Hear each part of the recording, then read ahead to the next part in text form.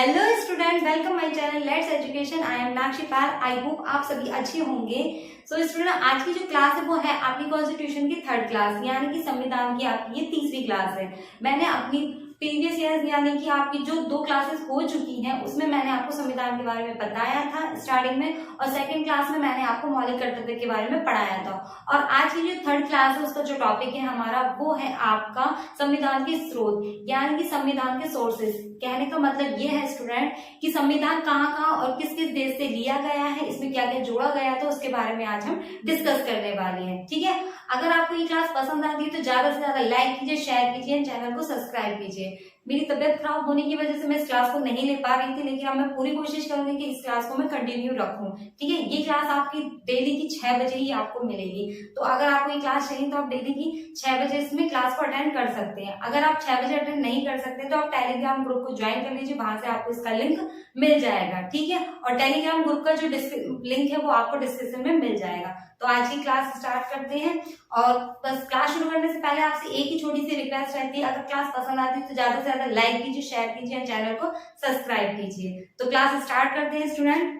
तो जैसा कि नोट है कि संविधान के प्रमुख स्रोत, तो मैं स्टार्ट करती हूँ कि वो कौन कौन से स्रोत हैं जिससे हमारा संविधान मिलकर बना है, यानी कि उसको लिया गया है दूसरे देशों से और उसमें जोड़ा गया है। ठीक है, तो फर्स्ट है आपका लिखा है कि ब्रिटिश संविधान, यानी कि जो ब्रिटिश संसद है, जो ब्रिटिश है जैसे लंदन वगैरह में है, तो वहां से क्या क्या सोर्सेस लिए गए थे।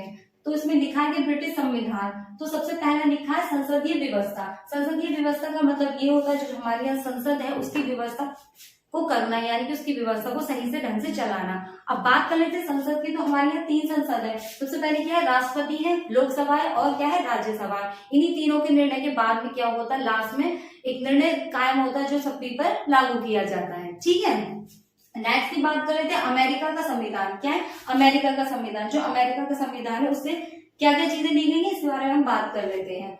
तो मौलिक अधिकार लिए गए हैं। ठीक है, मौलिक अधिकार का मतलब ये होता है जो हमें हमारी जो सरकार है उसके द्वारा हमें क्या है, जो संविधान में लिखे मौलिक अधिकार है वो सभी लोगों के लिए मान्य होते हैं, यानी कि वो मिले हुए होते हैं कि हमारे इस देश में रहने पर क्या क्या कर्तव्य हैं और क्या क्या हमारे अधिकार हैं। ठीक है, अब बात कर लेते हैं नेक्स्ट, यानी कि सर्वोच्च न्यायालय से संबंधित व्यवस्था, यानी कि जो सर्वोच्च न्यायालय हमारा हाई कोर्ट है, ठीक है, वहां से संबंधित व्यवस्था, वहां की जो व्यवस्था है उसको कहाँ से लिया गया, अमेरिका के संविधान से लिया गया है। ठीक है, फिर बात करें तो उपराष्ट्रपति के संबंध में की गई व्यवस्था, यानी कि जो हमारे उपराष्ट्रपति हैं उनके संबंध में जो की गई व्यवस्था है, उनके रूल है, उनको कहाँ से लिया गया है, अमेरिका के संविधान से लिया गया है, या फिर ये कह सकते हैं कि अमेरिका से लिया गया है। ठीक है, अब बात कर लेते हैं नेक्स्ट की, तो नेक्स्ट की कनाडा का संविधान। जो कनाडा का संविधान है वहां से क्या लिया गया, यानी कि कनाडा से क्या लिया गया है, तो कनाडा से लिया गया है संगठनात्मक व्यवस्था। संगठनात्मक व्यवस्था का मतलब ये होता है स्टूडेंट जो संघ के रूप में कार्य करती है। क्या करती है, संघ के रूप में कार्य करती है, यानी कि अगर हमारे कोई देश का संघ बना हुआ है तो उसमें वो काम करती है। संघात्मक व्यवस्था में हमारे यहाँ 3 सूची दी गई है। क्या दी गई है, 3 सूची दी गई है। एक तो होती है समवर्ती, राज्यवर्ती और संवर्ती सूची होती है, जिसमें क्या होता है, इसमें ये रूल दिया होता है कि जो सूचियां हैं उनके हिसाब से राज्यों को क्या क्या अधिकार है, यानी कि सरकार का उन पर क्या क्या अधिकार दिया गया है। ठीक है, अब बात कर लेते हैं नेक्स्ट की, यानी कि 1935 का भारतीय शासन अधिनियम। ये बहुत ही ज्यादा इंपॉर्टेंट है। क्या है, 1935 का भारतीय शासन अधिनियम। 1935 में ऐसा भारतीय संशोधन में क्या करा गया था, जो 1935 का भारतीय शासन अधिनियम है उसमें बताया गया था जो राज्य सरकार है और जो केंद्र सरकार है उसको उनकी शक्तियों के अधिकार के रूप में बंटवारा कर दिया गया था। ठीक है, उनका जो बंटवारा किया गया था वो जो सूचियां मैंने आपको बताई उनके रूप में किया गया था। संवर्ती सूची में, समवर्ती सूची और राज्यवर्ती सूची में उन पर अधिकार दिए गए थे कि वो अपने अनुसार राज्यों पर कोई भी मतलब जो रूल अप्लाई करना है उसको कर सकते हैं। ठीक है, तो वो किस में बताया गया, 1935 में बताया गया, जो अभी भी है। कहने का मतलब यह है, देखो केंद्र सरकार अपने रूल पास कर देती है, लेकिन कुछ राज्य सरकार के भी अपने रूल होते हैं जो अपनी राज्य, जो हमारे राज्य के सीएम होते हैं वो उस पर लागू कर देते हैं। ठीक है, निर्देश देने के लिए। तो इसमें बताया गया 1935 का भारतीय शासन अधिनियम में बताया गया था। ठीक है, अब बात कर लेते हो, ये बात इसमें लिखी हुई है आपकी। ठीक है, इसी में बताया गया। अब बात कर लेते हैं नेक्स्ट की, तो ऑस्ट्रेलिया का संविधान। अब क्या है, ऑस्ट्रेलिया का संविधान है जो ऑस्ट्रेलिया से क्या लिया गया है, तो ऑस्ट्रेलिया से लिया गया है संविधान की प्रस्तावना में निहित भावनाएं और समवर्ती सूची। संविधान की प्रस्तावना मैंने आपको बताई थी फर्स्ट क्लास में, मैंने कॉन्स्टिट्यूशन पढ़ाया था। जब हमारा संविधान लागू हो रहा था तो उसके लिए बैठक रखी गई थी जिसमें कौन थे जो हेड थे उस टाइम पे, कौन थे, वल्लभ भाई पटेल जी थे। और जब ये बैठक हुई थी उस बैठक को ही क्या कहा गया था, संविधान की प्रस्तावना कहा गया था। ये बात मैंने उसमें बताई थी, जिसने वो क्लास नहीं देखी होगी तो आप प्लेलिस्ट में जाकर फर्स्ट क्लास को देख सकते हैं, ठीक है। तो यानी जो बैठक रखी गई थी 1949 में जब इसकी बैठक हुई थी, तो इस उसी बैठक को प्रस्तावना कहा गया था। उसमें निहित भावनाएं जो रखी गई थी वो है, और संवर्ती सूची। अब बात कर लेते हैं संवर्ती सूची के स्टूडेंट।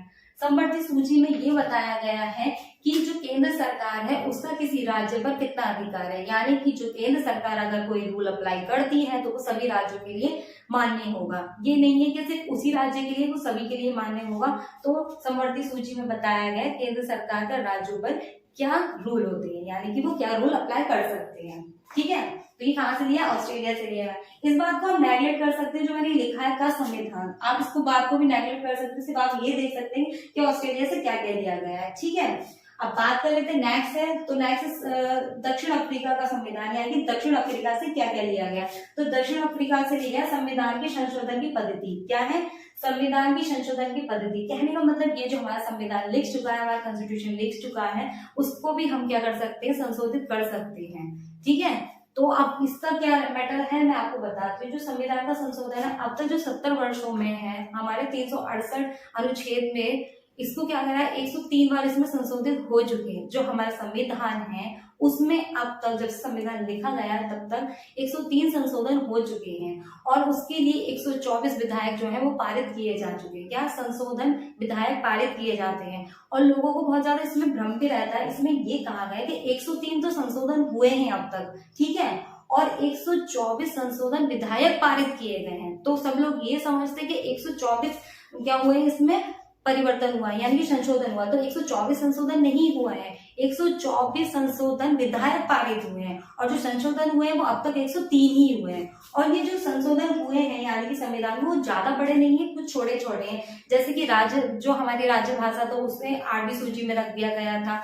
कुछ राज्यों के नाम चेंज कर दिए गए हैं, कुछ चीजों को चेंज कर दिया गया, कुछ रूल चेंज कर दिए। तो ये छोटे छोटे संशोधन हुए। कितने हुए, 103 हुए अब तक, ठीक है।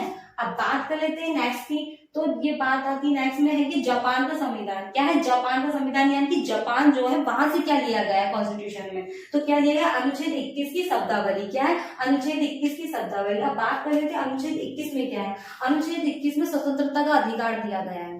क्या दिया गया है, स्वतंत्रता का अधिकार दिया गया है, यानी कि हम अगर किसी देश में रह रहे हैं तो हमारी स्वतंत्रता का अधिकार है कि हम वहां पर स्वतंत्र रूप से रह सकते हैं, ठीक है।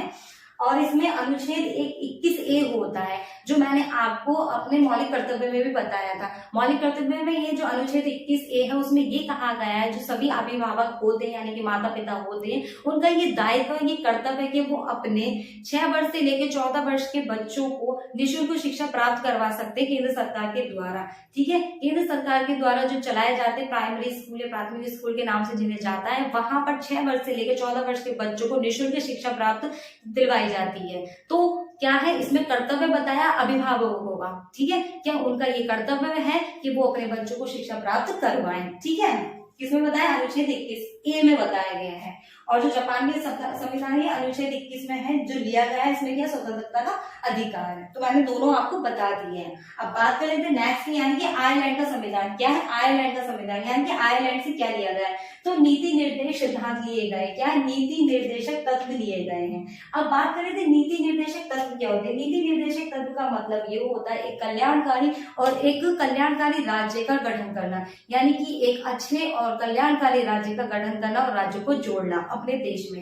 ये कहाँ से लिया गया है, आयरलैंड से नीति लिया गया है, नीति निर्देशक सिद्धांत तत्व, ठीक है। अब बात कर लेते हैं नेक्स्ट की। तो नेक्स्ट है फ्रांस। फ्रांस से क्या लिया गया, तो गणतंत्र लिया गया है।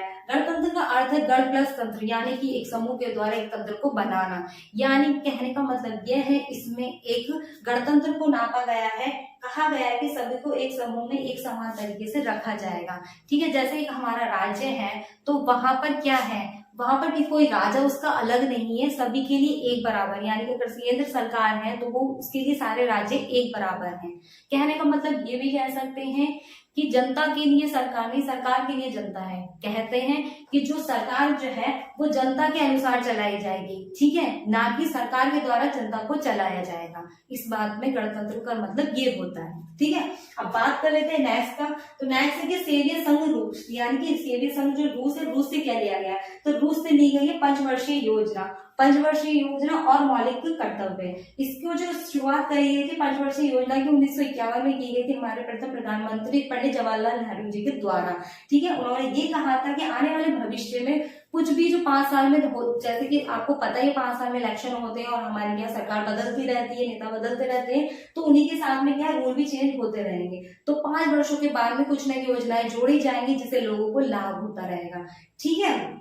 और मौलिक कर्तव्य मैंने अपनी प्रीवियस क्लास में आपको बता दिए हैं, तो वो सेकंड क्लास है, वो आप उसमें जाकर भी दे सकते हैं। इसका मतलब मैं बता देती हूँ, मौलिक कर्तव्य का मतलब होता है कि हमारा देश के प्रति क्या क्या कर्तव्य हैं, ठीक है स्टूडेंट। तो ये थे आपके संविधान के प्रमुख स्रोत, जो सारी मैंने आपको बता दिए थे। स्रोत या सोर्सेज कह सकते हैं, यानी जो हमारा संविधान बना है वो इन देशों से मिलकर इनसे लिया गया है। कुछ कुछ रूल लिए गए हैं और इसी से हमारे क्या संविधान को बनाया गया है। आई होप आज की क्लास आपको पसंद आई होगी। ये क्लास बहुत छोटी थी, मेरा मतलब ये है स्टूडेंट, क्लास छोटी हो या बड़ी हो, आप एक टॉपिक को कंप्लीट कर लें। अगर आप इसी क्लास को नोट्स ना बना करके भी अगर आपने ये क्लास 3 बार देख ली तो आई एम श्योर आपको ये सब कुछ याद हो जाएगा।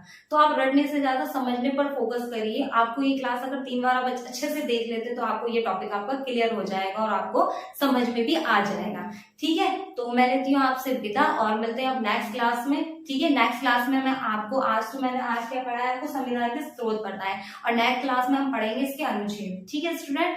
तो अगर आपको ये क्लास पसंद आई हो तो ज्यादा से ज्यादा लाइक कीजिए, शेयर कीजिए, चैनल को सब्सक्राइब कीजिए। ये क्लास आपको हमेशा डेली की 6 बजे ही मिलेगी। तो आज की क्लास के लिए थैंक यू सो मच।